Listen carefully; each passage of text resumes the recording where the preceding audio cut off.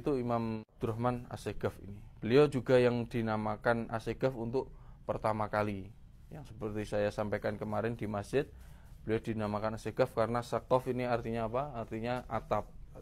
Atap itu tinggi yang menaungi orang-orang. Beliau ini di zamannya adalah wali, punya makom wali yang tertinggi pada zamannya. Dan beliau dijuluki sebagai Al-Faqih Al-Muqaddam Ats-Tsani.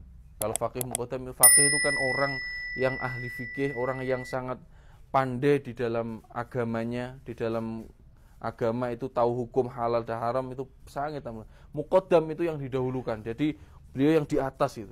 Dan beliau ini dijuluki sebagai Al-Faqih Al-Muqaddam Ats-Tsani. Pernah ada suatu cerita juga. Beliau itu punya cucu. Kemudian cucunya ini lagi sakit. Cucu lagi sakit, ini udah datang ke dokter sana, dokter sini, dokter sini, dokter sini, dokter sini, itu nggak sembuh-sembuh. Tetapi cucunya ini orang-orang yang tidak terlalu mempercayai tentang ziarah kubur. Maksudnya, oh masa kok kubur bisa menyembuhkan? Akhirnya apa? Akhirnya cucunya ini pergi ke daerah Simal atau daerah Yaman sana untuk mencari dokter. Cucu beliau ini mencari dokter karena terkenal di sana ada dokter yang sangat hebat sekali dalam menyembuhkan, namanya Ibn Kabin. Lah, Ibn Kabin ini selain dokter, dia ini juga seorang ulama di sana, di Yaman. Yaman kalau sini kan Hadramaut, kalau sana kan Yaman itu dulu nggak jadi satu. Jadi satu kan baru-baru aja. Di sana, di Yaman sana, itu Ibn Kabin terkenal dengan bisa menyembuhkan penyakit-penyakit langka. Akhirnya apa? Akhirnya cucu beliau ini pergi ke sana. Tok. Ini bilang kalau saya mau berobat. Kalau istilahnya sekarang ya dokter, saya pengen berobat, ini saya udah berkali-kali obat kesini tapi nggak diberikan kesembuhan, saya nggak sembuh-sembuh. Akhirnya apa? Akhirnya sama Ibn Kabin dikasih tahu, kamu, aku juga nggak bisa nyembuhin kamu, penyakit kamu ini anakku nggak bisa nyembuhin. Lah terus gimana ini? Ditanya sama cucunya beliau. Yang bisa nyembuhin penyakitmu adalah kakekmu.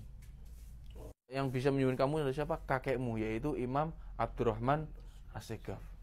Masa kubur bisa nyembuhin?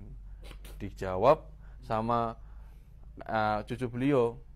Terus Imam Ibn Kabin mengatakan, wallahi demi Allah, kakekmu itu baik dia sudah meninggal, baik dia masih hidup atau sudah meninggal, beliau adalah orang hebat.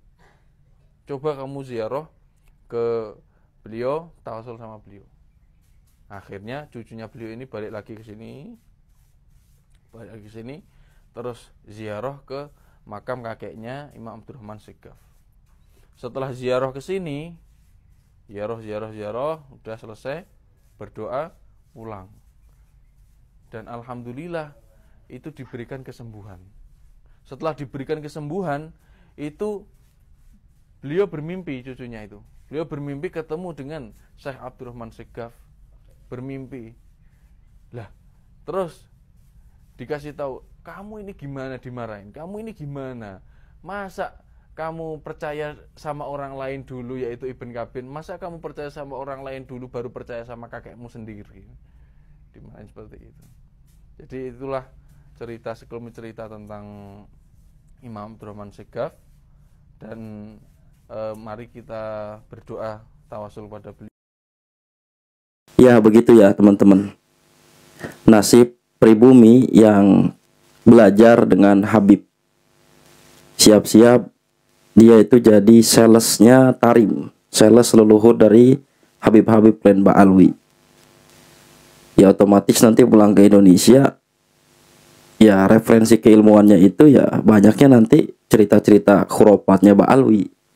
Ya, glorifikasi, nanti dia nggak sadar ya ketika dibawakan cerita itu di panggung-panggung majelis-majelis, dia nggak sadar sedang membantu mengglorifikasikan cerita leluhurnya Ba'alwi yang ya itu udah khurafat lah ya, masuknya khurafat bukan karomah. Karena di kitab-kitab internal mereka juga ya seperti itu, memang bobroknya ajaran-ajaran Habib Len Ba'alwi. Makanya sekelas Kiai Alwi Nur Alam Al-Bantani itu beliau mencetak buku khusus ya. Itu apa namanya, menerbitkan buku yang di situ mengandung ajaran-ajaran dari Habib-Habib Klan Ba'alwi yang sangat berbeda dengan ajaran Ahli Sunnah wal Jamaah. Bahkan beliau bilangnya ya sakte atau agama baru Ba'alwi, sakte Ba'alwi atau agama baru Ba'alwi. Karena memang sangat berbeda dengan ajaran NU. Cuman mereka ini kan parasit di NU.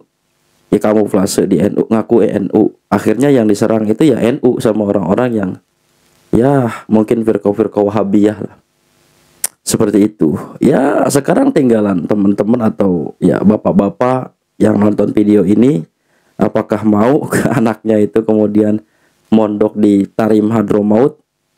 Walaupun nggak semua ya teman-teman, ada juga beberapa alumni Hadramaut itu yang alhamdulillah masih berpegang teguh pada ajaran Ahli Sunnah wal Jamaah. Seperti Gus Aziz Jazuli, beliau juga pernah mondok di Tarim. Kemudian satu lagi ada siapa saya lupa. Ya cuman kalau orang-orang kayak gini ya jarang sekali ditemukan orang yang berpegang teguh kepada prinsip ajaran leluhur dan Ahli Sunnah wal Jamaah. Ya poinnya adalah kalau mondokin anak ke Tarim Hadramaut ya seperti itu, pasti akan dicetak menjadi pendongeng handal, ya, menjadi marketing Tarim Hadramaut dan leluhurnya Ba'alwi. Salam waras, terus kawal ulama Nusantara, jaga persatuan NKRI, harga mati.